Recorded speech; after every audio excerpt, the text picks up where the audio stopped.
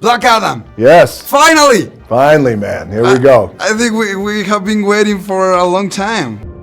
My son sacrificed his life to save me. These powers are not a gift.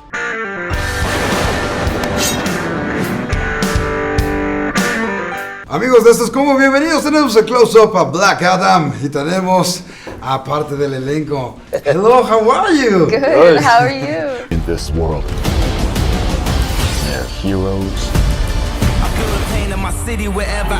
Why did you say it takes so much time to make it? Well, if it were up to me, I would have made it a lot earlier. The movie would have came out a lot earlier. But, you know, when we made the deal with Warner Brothers and with DC, they already had their cadence of movies planned. And at that time, to be honest with you, I was unaware of that. And we were unaware of that. So when we made the deal, when we started talking about the deal and we started putting the deal together in 2013, 14, all right, let's do Black Adam. And, you know, ideally, Black Adam will come out in 2 years. We'll take our time to make it. And then it was, no, we want to make another Superman and Wonder Woman and all these movies. Fine, no problem. So that's why it took a little bit longer. But you know what? It was the best thing. It was the best thing to happen. Yeah, because Black Adam, I think, is coming out at the perfect time. And not only that, but it also just gave me more time to mature, I think, as a guy, you know, to play the role.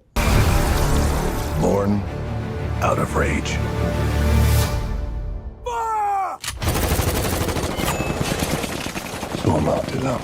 We, society, used to put the villains and the heroes, just two sides. Right. But we are darkness and we have lightness in ourselves. That's right. Can you tell me more about that? Yeah, well, it's also, you know, a question of like, okay, you're doing good, but good for who? Right. Yeah. Right? Like, you know, the JS comes into Kondak and they think they're doing good, but the people of Kondak were like, where were you for the last decade? You know, Also, you're destroying our city. Right. And just like, no, we're here to do good. And it's like, they're like, what do you mean? You're destroying our city. Like, and you're taking away the person that actually is helping to liberate us. So, so that's a really great conversation and theme in our film too, is what is good, what is evil. I mean, that's Black Adam's whole ethos. With your character as well. That is, I think the intention for Cyclone is to be a bad girl, but at the end, it's another thing, right? I think it's interesting. It's like every single character has that, because that's why, like, when you make it's like, why does this happen right here in this moment with these people? And I think because we're all on the precipice of this change, of figuring out who we are amongst ourselves and in the greater like scope of the world. And for Cyclone too, it's like, I come in, I have like a very clear like identity of like, you know, what a superhero is and how a superhero is supposed to look. I've made myself, you know, I've crafted a suit that resembles what I think a superhero would look like. And then it just shifts the entire movie and it, you know, correlates with your character too. It's like this ebb and flow, and are we doing the right thing? Well, this feels right, but this doesn't. And these people seem affected. So, you know, who truly is in the right and who's in the wrong. You believe you are not worthy, but fate does not make mistakes. Yes, well, you know, it's like I've been saying, it's like we are multidimensional people. You know, we're not all saints and we're not all sinners. And I feel like that gray space is where everybody sort of, you know, lives in. And I feel, you know, this movie does a great job in terms of blurring that line between, you know, hero and villain. And it really goes to show that, you know, both sides are right and both sides are wrong. And you just have to, I don't know, it's about redemption and fighting for your voice.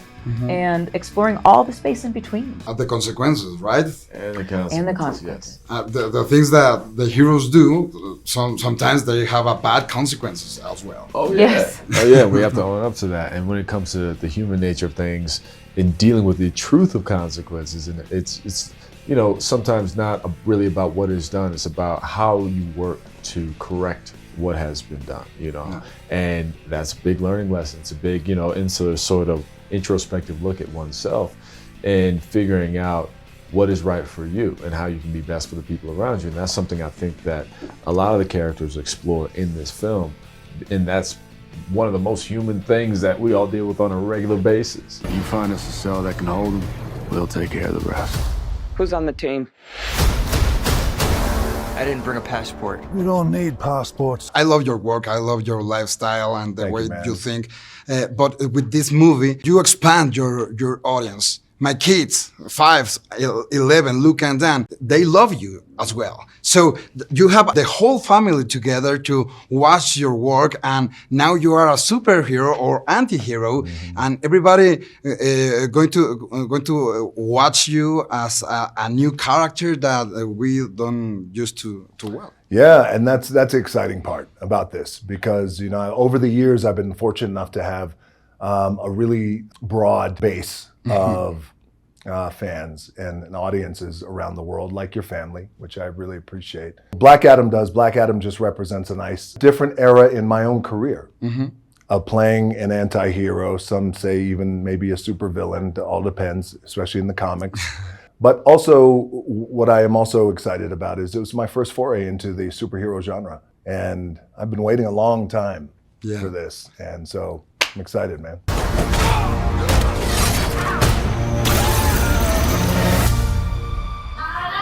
We are going to watch new characters for the first time in the big screen.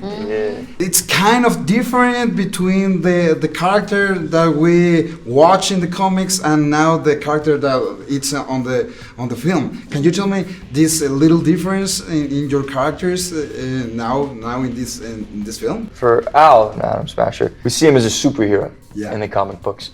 And in this film, we see him as a young meta-human learning what it means to become a superhero for the first time. So we get to see kind of a prequel, if you will. The design that you have, the Hawkman, it's awesome. Thank you. I got Wow. chills Thank Yeah. when I saw it, and I was like, oh my God.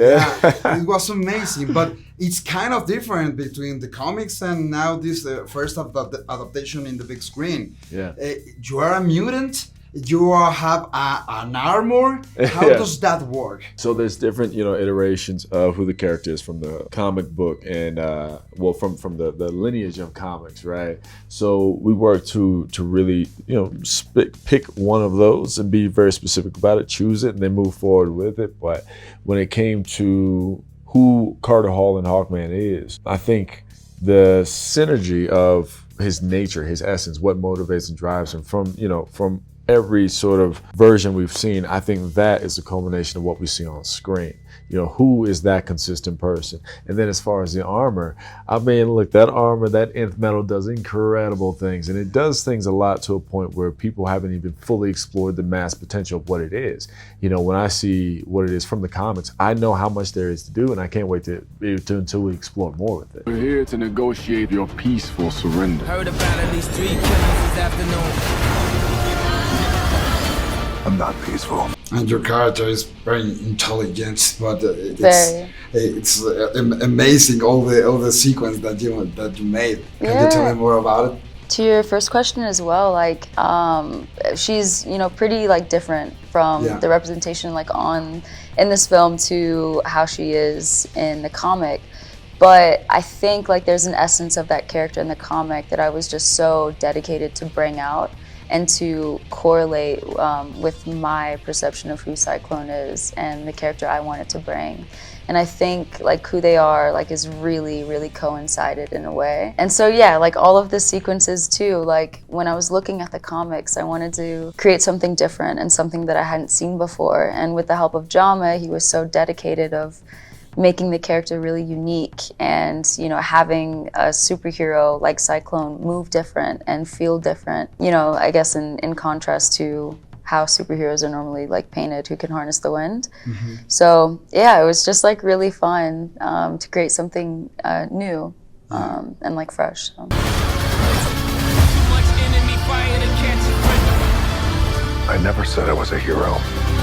We have these big characters with powers. Yeah. You are a human, but you have to be with the same energy or I know. even more. Yeah. And you just Yes. you don't have super No, powers. I don't. Which is your superpower in this character? Yes. Well, she's kind of like a mix between Laura Croft and Indiana Jones. She's a citizen of the country. Her ancestors, predate her obviously and conduct, and she's very smart. But she's a single mother, and I'm a single mother, and I know what it feels like when you have to move heaven and earth for your child. So that to me, she's a warrior in that sense, But it was just really important for me to, not only play this woman with such strength, and she's the leader of this oppression, but also show her grace and her femininity at the same time, and her compassion, and she's kind of like the Black Adam, the whisperer, gets him to do things other people may not be able to get him to do. Nor do I surrender. Here we go. And I know that you always make these big plans. So everybody wants that you fight versus Shazam or versus Superman. But then there came some gossip about Black Adam versus Justice League or versus Suicide Squad. So what are you dreaming with this character and with the future of the DC universe? Here's why it was a good thing we waited 10 years. Because I'm in a different position than I was 10 years ago. About the time when we first met, I'm in a different position. I can call the plays, and those plays are going to be run today. 10 years ago was a little different. Yes. I could suggest the plays. It's not the same.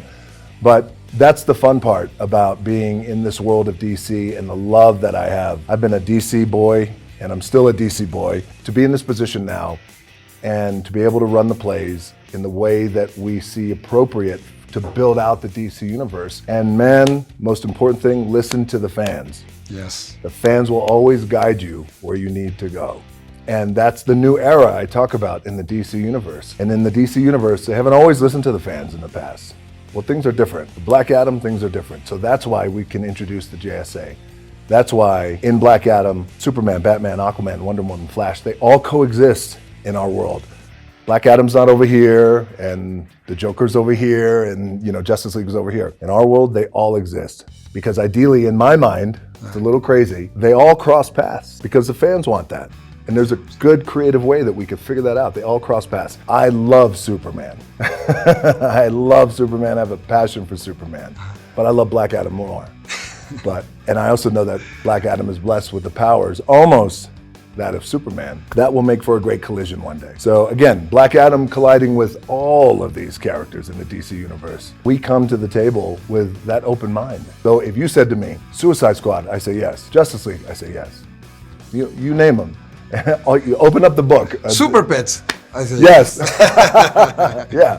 So everything. I mean, I would love to explore. Every single character here has amazing backstory, amazing individual journeys. We would love to definitely explore as much of that as possible. And it's, look, if the fans, if they want it, we'll bring it, man. So, as long as they'll keep coming and keep supporting, we'll keep, because we love this and we love being able to connect with the fans in this way. So, look, we want to explore more. They want to explore more. Let's do it together. Loose cannon needs to be locked down before innocent people start getting hurt. He's been asleep for 5,000 years. Nice to see you again, Roca. Good to see you, brother. Good to see you.